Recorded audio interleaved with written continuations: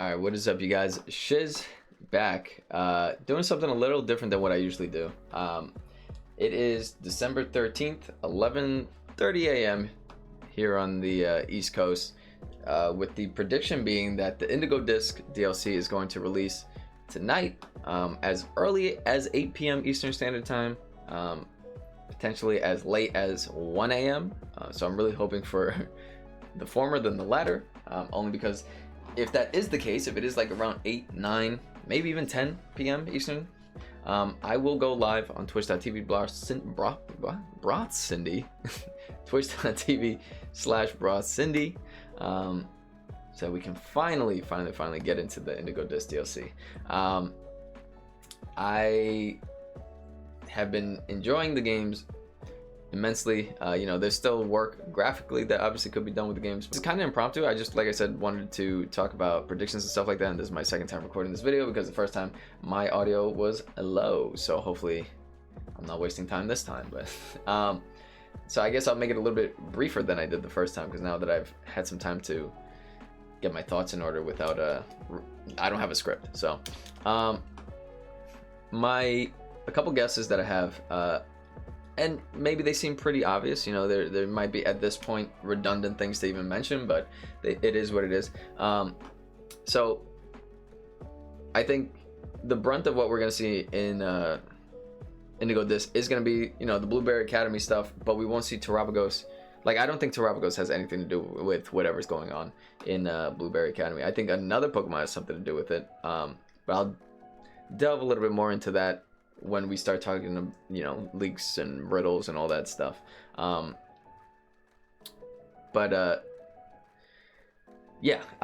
think at this point, in order to even start the DLC, you would have had to already beat the game and beat the Teal Mask. So I think in order to get to that final portion with Terabagos, you need to beat Kieran, because I assume Kieran's the champion, and everything else going on in there. So I think with the Blueberry Academy itself, I think potentially, like, maybe those crystals, like the things that are splitting it up, obviously seem like Terra related. So, but I don't know that they necessarily, I don't think that has anything to do with Terabagos specifically. Maybe they went to prior expeditions. Maybe the director, whatever his name is, Serrano, maybe he was a part of Heath's original crew or something like that, or has family associated with it or something like that. And so with that expedition came some of that knowledge of the crystals, maybe, or maybe they're familiar with the professor of whichever game you're playing. Maybe they're familiar with their work, especially with Briar having such an attachment to the Area Zero, not being able to get in there. It's heavily speculated for a long time that she has some relations to Heath. I'm not sure if she's actually said that in Teal Mask, so I apologize if she did and I'm forgetting. But I don't think she's necessarily bad. I think, and again, I'm gonna talk a little bit more about some stuff later. But what I will say is, I think Terabagos, obviously, and the Paradox Pokemon, all these things are representative of the power of dreams and imagination. So I think Briar might have positive intents. There's no outlier of a evil person or someone with bad intents, right? Like, maybe there's jerks, like Kieran's becoming a jerk, and I'll get a little bit more of that later. But as far as we can tell, everyone, good or bad in terms of the outcome, has had good intentions with their ambitions, right? Like, the professors wanted to do what they were doing with time travel and all that stuff, and they ended up paying the consequences of it. And then we have that intense battle with the professor at the end, but the AI professor, I apologize. But they're not they seem bad, but they're not bad, it was just a defense program kind of thing. So I can't point at someone and be like, oh, you're a bad person, like Volo, right? Or Vodo? I already forgot his name, but that was a bad guy. That was a bad guy. So we haven't seen that yet. And I'm not getting that vibe from Briar.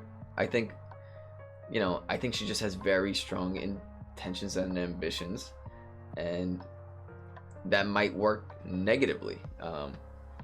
But we'll see. So I guess well, before I start talking more spoiler stuff, there was one more idea that I had, or like, just a little, like, the smallest prediction in the world. But with the because I was watching Loxton's video of the history of some of the badges and stuff like that, and I remembered, the game has all 18 badges for all the different storylines and stuff like that. So I think it would be like a neat little touch of, like, we complete everything, we get to Tarapago's, story's over, we take that last selfie, we're all there with our friends, and then there's the little badge on the corner with the 19th type, whatever that type may be. I think, it's a nice little huzzah kind of thing, like, hey, you did it, you got that, you did the hidden treasure, your trip is over, I mean, your school year is over, you did it.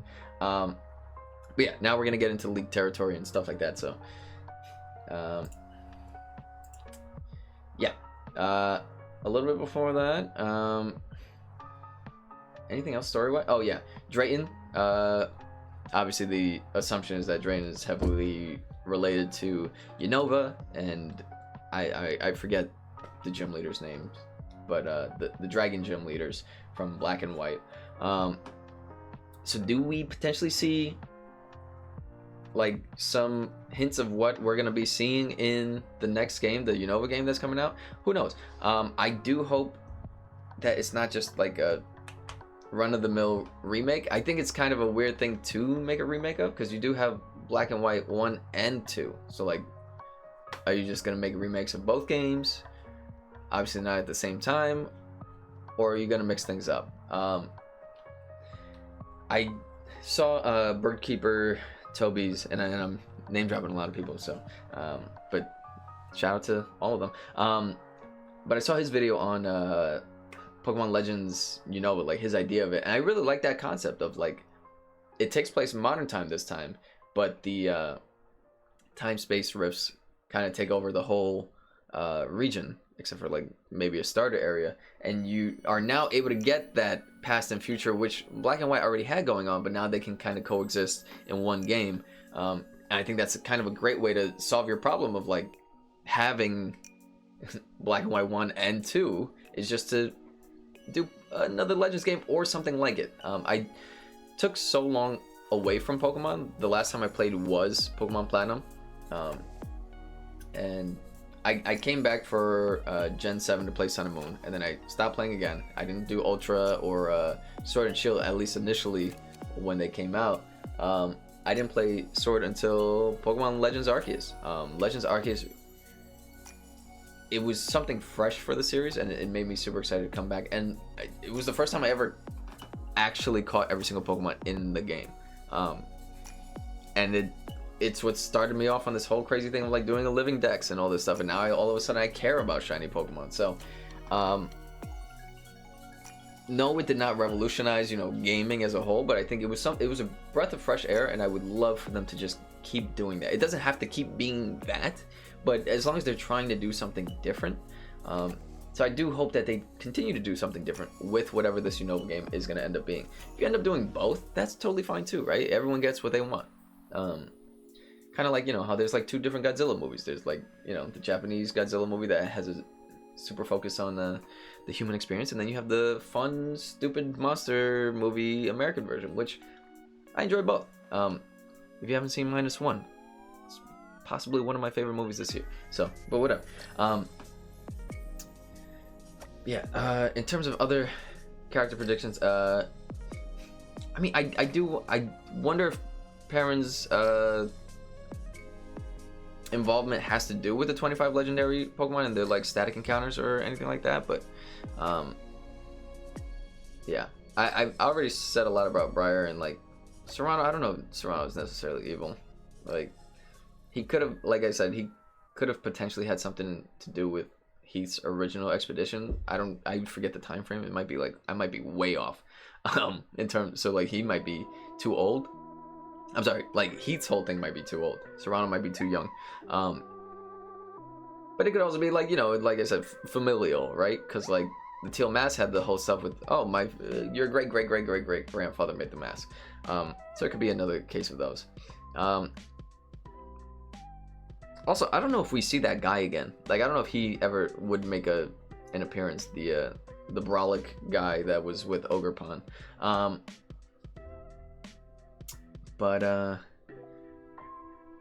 Yeah, Terapagos with the 19th Terra type. I don't know what the name is gonna be for the 19th type. I imagine it probably won't be anything like crazy. Like, it'll probably be something simple as like literally Terral, like Terra type. I don't know. I've seen like Stellar, things like that, but it seems like it's gonna be. It could just be like an Omni type, which, you know, not like, but it works differently than Arceus's Judgment. Because I think at the end of the day, Arceus is supposed to be the end-all be-all strongest Pokemon with that kind of thing, right? With Judgment, that makes it the strongest Pokemon, period. So it probably has that same property offensively, like it'll give you a stab, no matter what. But the caveat would probably have to be that you're weak to everything. I wouldn't necessarily assume super effective weak, you know. But if that is the case, I assume Terapagos might be able to avoid that problem. If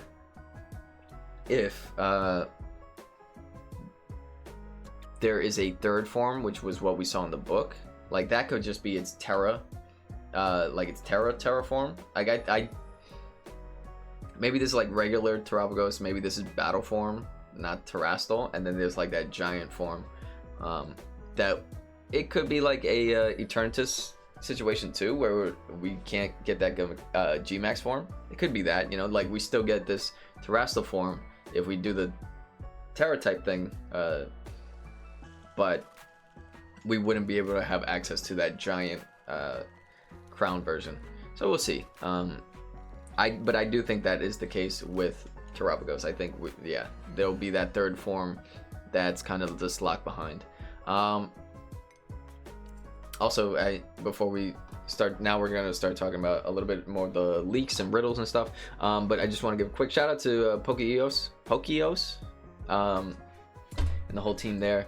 Phenomenal website, a lot of in-depth information. I know they're working on an update for their Pokédex to have like every single form of every Pokemon, including like manga, anime, promotional stuff that doesn't actually exist in the game. So shout out to them. They've been very helpful, like especially when I'm like trying to figure out like things with like, hey, what Pokemon is in this? Great website, great resource. So but yeah, if you don't already know, these are gonna be the Pokemon that we're expecting. Archaludon, the Dipplin Evo. Now there was another leak that talked about like where each name kind of there's a space in the data mine for new names in between two certain Pokemon. So there is one in between Hydra, or like Huntail and Hydreigon. So the assumption is that it would be a Hydra name, something like that. So Hydriplin, I think, is pretty safe. That's a pretty safe bet. I assumed it would be a two-headed dragon. Who knows if it's actually, you know, there's some other stuff like that. I'm not gonna like get into guessing types or anything like that, but yeah, but when I hear the name Hydra, I assume it might be more than two. So who knows? There is a possibility that there's Hydriplin, but then there's like Kieran's Hydriplin, which would now go into the thing that I've been alluding to talking about, Dokutaru. With Dokutaru, and I've talked about this Pokemon before, and I think in the trailer react, how I was saying Terapagos and the Terra Crystals, all that stuff is like the manifestation of like dreams and stuff like that with positive intent and all that, like, or not necessarily positive, but like, or good intentions, right? I think Dokutaru is the exact opposite. It's the negative intent. It feeds that anger and greed and makes those dreams a reality. So that's how you end up with the loyal trio. They get everything they want, but now they're toxified, right? They have these toxic chains on them. And I think the same thing happens to Kieran. I think, you know, obviously his hair the whole time had that purple under it, but now all of a sudden he has it up. So it's possible maybe he's possessed with the dark powers or the toxic. Every time I say toxic, I want to say toxic masculinity. But you know what? Yeah, he has toxic masculinity. He's possessed by toxic masculinity. That's what Dokutaro does. My prediction, instead of me still calling him Dokutaro, is that it's going to be Peachy Keen. I think at this point, a lot of people are starting to say that as well. With the Loyal Trio obviously having like these names that are puns on kind of like kitschy phrases, like Okie dokie is Ogie dogies, okie dokie, hunky dory, monkey dory, pheasant dippity, serendipity, like things like that. Peachy Keen is the thing that makes the most sense, right? Like it just makes the most sense. If it's something else, that I would be shocked. I would genuinely be shocked. Like Hydraplin, I could Hydraplin. Like you have so many avenues. Hydrapple, you know. But I would genuinely be shocked if it was anything other than Peachy Keen. But now kind of tying these two back together with whatever possession Kieran has of wanting to be stronger and beat you, the playable character, maybe his Hydraplin is then forced to take on another form that we wouldn't be able to ever have.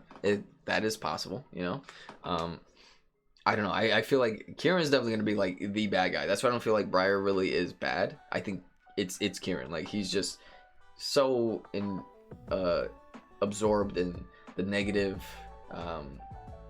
energy and toxic masculinity that Peachy Keen is putting onto him so that he could be stronger. Now onto the Entei. And again, these pictures are not like leaked pictures. If you are seeing this for the first time ever, these are not. These are just like fan art, Fakemon. Gouging. So I thought it was going to be gouging flame. Flame gouging is like a specific thing when it comes to welding. It's like some kind of process with the grooves and all this shit. Sorry for cursing. But yeah, so I thought it was going to be gouging flame. And someone had corrected me saying like that's too many characters. That it's like I went over 13 or something like that. So I was like, okay, maybe gouging fire, but I'm seeing a lot of people say gouging pyre, which would definitely make a lot more sense, especially when you look at these. Like it's not like it's walking water or raging electric, you know. Fire seems kind of like too simple, so definitely gouging pyre is the way to go. My first prediction with Iron Terrakion was that it was going to be Iron Baron, just because for some reason I wasn't registering that Iron Crown was his name because he was a steel type. Clearly these are elemental, so I was like, oh, okay, maybe these are just related to them being like the swords of justice. But then I was like, how does leaves work? Like, so yeah, obviously, you know, it should be elemental, so it'll probably be Iron Boulder. I just really hope I'm fine with this design. It's, you know, pretty straightforward. I hope it's not something like Iron Treads. Like Iron Treads, like, yeah, it's super different from oh my god, Donphan. Sorry, super different from Donphan. You know, I'm not crazy. Like I like Great Tusk way more than Iron Treads, and that's a shame. I have Scarlet. But Violet's my main playthrough with DLC and everything like that. So like I've really enjoyed playing within Violet, but I liked so much more of the Scarlet Paradox, and even I like Koraidon way more than Miraidon. Like I don't get it. I don't get why people don't like Koraidon more. That's kind of crazy to me. And then yeah, our Terrapagos.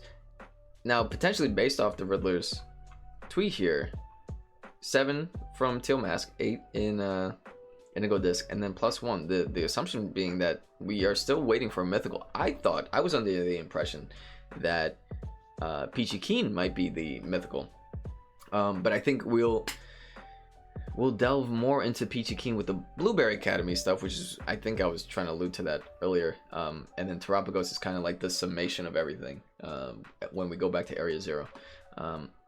Or who knows, maybe these two have like some grand face-off. Like maybe we are introduced to Peachy Keen in Blueberry Academy, and then like we have to go to Area 0 because that's where Peachy Keen is headed, and something happens.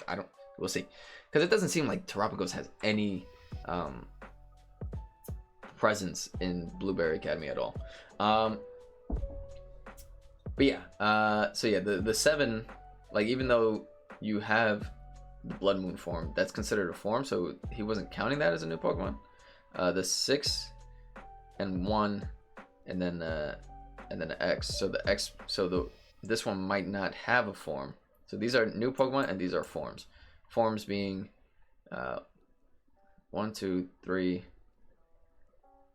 Do you count these as separate? So 1, 2, 3, 4, 5, and then maybe this as a collective 6.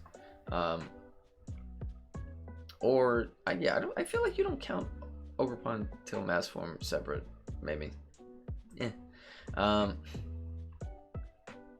yeah, if there is a +1 form here, and it's not Terapagos, then maybe that whole Dipplin thing does happen, or we get a return from, with Perrin being in here, and maybe I'm wrong about Perrin being associated with the 25 static legendary Pokemon.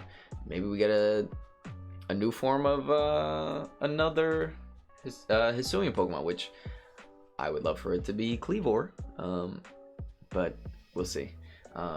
If that is the case, I would love for it to be Kleavor, but I kind of doubt it. For mythical, who knows? Probably will have absolutely nothing to do with anything. Maybe we got a movie coming out. I mean, but there's so many, like they have the Paldean Winds animated series, or anime, whatever, and then Horizon going on as well. So maybe we'll be introduced to a mythical through that.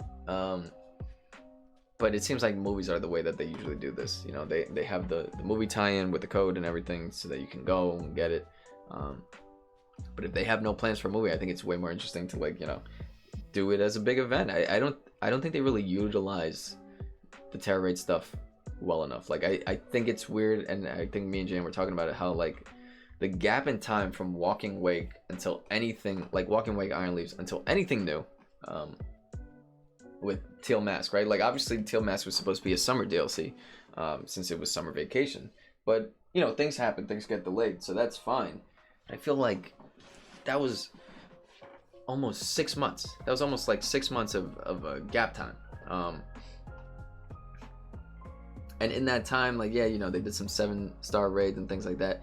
You could have just, like, went ahead and, you know, introduced these two, or introduced these two, and then, you know, I think could have just done that. Just to, like, fill in the gap. Like, there's so much that they could do with Terra Raids, and they're not really doing it.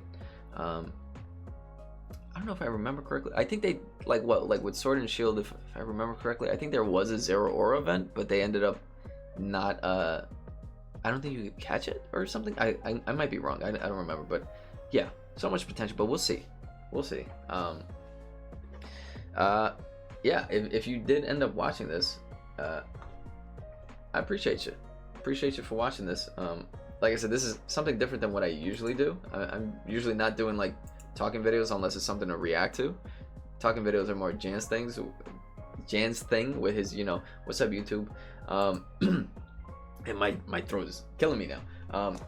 I might have missed a couple predictions and stuff like that. Like I said, I have no script when doing this. I'm just kind of rambling. I definitely got to trim out some of the dead air, because there was a moment there where my brain just shut down. But if you are watching this on YouTube, thanks for watching. I promise I do a lot more other stuff than just talking. But if things go the way they're supposed to go, in roughly 8 hours from now, should be live on twitch.tv/BrothCindy. So come on over to the channel, have some fun. It'll be a late night, because I will keep playing. I'm super excited. I'm really excited. I hope I don't waste as much time just walking around trying to catch all the Pokemon that are new, in the sense that, you know, they're not already in the game, trying to complete my Pokédex and everything like that, without trying to move things over from home. Yeah. Thanks for watching. Till next time. Peace.